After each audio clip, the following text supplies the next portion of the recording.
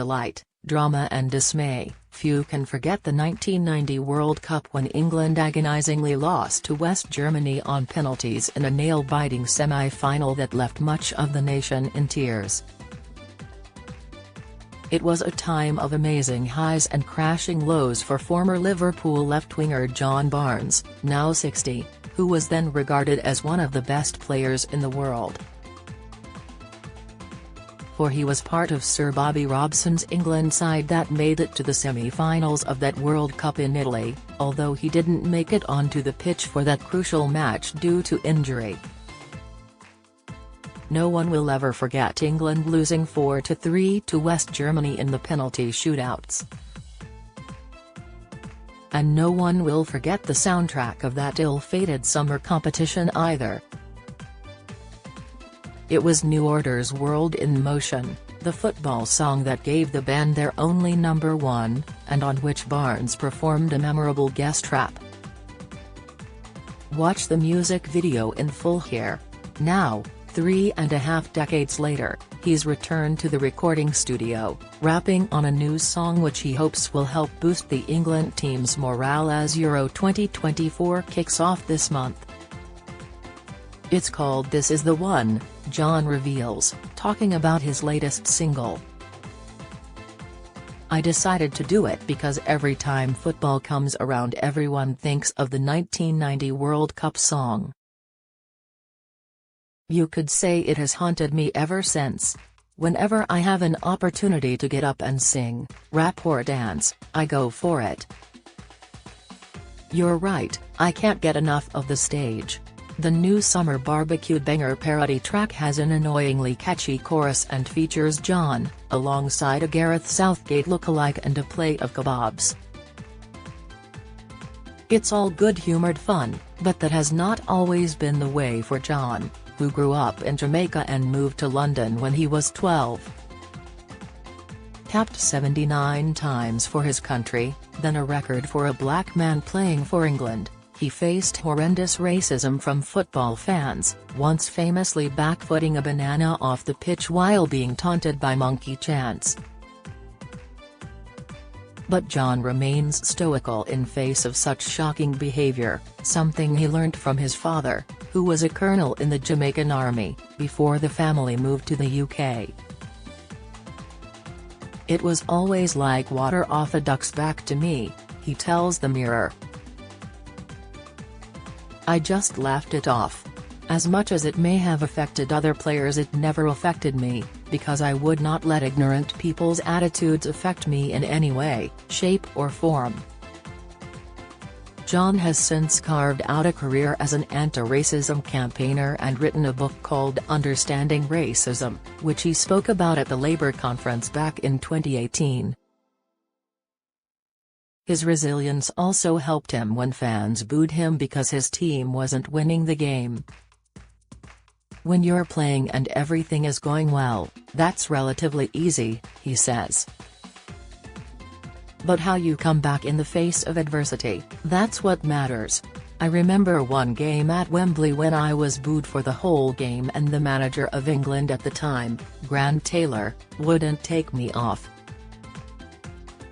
I'm proud that, regardless of whether I was being booed or not, I gave 100% and, even though I didn't want to be on the pitch, I thank him for keeping me on now.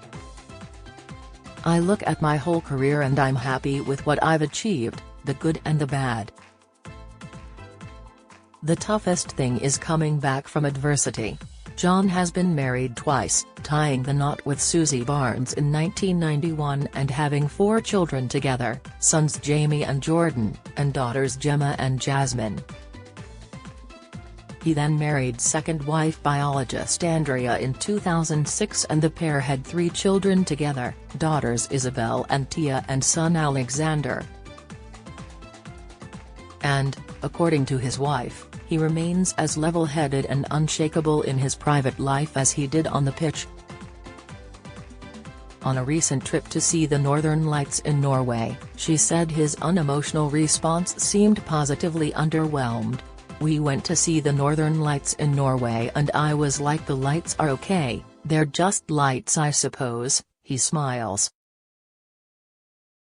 It annoys my wife that I don't show that much emotion one way or another, but I suppose that has helped me stay afloat when things aren't going well. Just 17 when he debuted for Watford and 20 when he first played for England in 1983, before finally retiring from the pitch in 1999, John recalls being praised by pundits when he played for Watford, but criticised when he made the England squad. When I played for Watford the press loved me, because they are a small team and we got to the cup final and came from the 4th division to the 1st. The British press loves an underdog, he says. Then when I played for England I was getting criticised and Gran said to me, when you play for Watford and the press tell you how great you are, do you believe them? When they criticise you and tell you how bad you are, you have to believe that as well, so you take it with a pinch of salt. Cheeky and charismatic, his up-for-anything mentality helped John to build a successful TV career. He strutted his stuff on Strictly Come Dancing in 2007, joined ESPN as a sports pundit in 2009 and even entered the Celebrity Big Brother house in 2018. He is proud of the fact that, despite finishing 7th on Strictly, he was the first male celebrity to receive a 10 from the judges for his salsa. Growing up and playing football, I've always been taught that if you give 100% commitment and have the right attitude you can achieve anything, he says. I've never been the best dancer, but I worked hard. Yes, you have to have a bit of talent, but without discipline and hard work you're not going to achieve anything.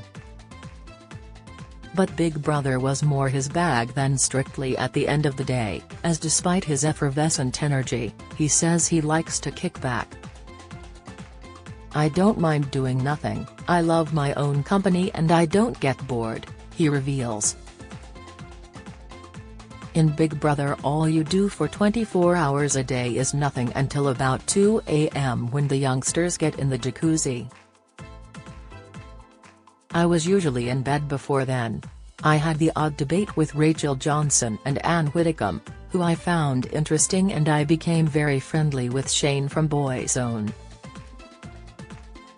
He doesn't live far from me, I see him regularly in the park and his kids go to school just around the corner. He's a really nice guy, down to earth and normal, just what I like. But, for now, it is his footballing knowledge that is getting him airtime. A commentator and pundit for ESPN and SuperSport, does he think England can win the Euros this year? Absolutely, he replies without hesitation. But I don't think we have a right to win it. The Euros is a much harder tournament to win than the World Cup. In the World Cup, you can play against teams that may be ranked 40th or 50th in the world. So you really have an easier path to get to the semi-finals of the World Cup than you do with the Euros. France are the favourites, but we are one of the top teams in the Euros, so we should get to the latter stages. And yes, with a bit of luck we can win it.